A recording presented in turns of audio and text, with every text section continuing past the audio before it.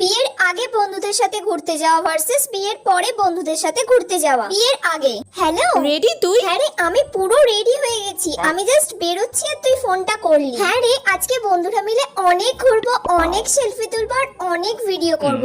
কতদিন পর বেরোচ্ছি বল সব বন্ধুরা মিলে। আজকে তো মজা করতেই হবে, এই লাইফেই তো এনজয় করব বল, না হলে আর কবে করব। চল তোরা বেরো, আমরা বেরোচ্ছি। বিয়ের পরে সুমিতা আবার ফোন করছে।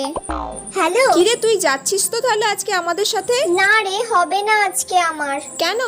আরে ওর অফিস আছে জানিস তো, সকালবেলায় অফিসে বেরিয়ে যাবে, তাই সব রান্না বান্না করে গুছিয়ে টিফিন গুছিয়ে দিতে হবে। আর দেখ না, বাবুর শরীরটাও ভালো নেই, ওকে নিয়ে আবার ডাক্তারের কাছে যেতে হবে একবার। তাই আজকে কি করে যাব বল, আমার একদমই হবে না। তার উপর আবার এসে আমাকে রান্না বান্না করতে হবে। মিনু মাসিও আজকে ছুটি নিয়েছে, ওনার শরীরটা খারাপ, তাই সবকিছু রান্না বান্না আমাকে একাই করতে হবে। তোরা যা, ঘুরে আয়। আচ্ছা রে। বিয়ের পর জীবনটাই এরকম হয়ে যায় রে।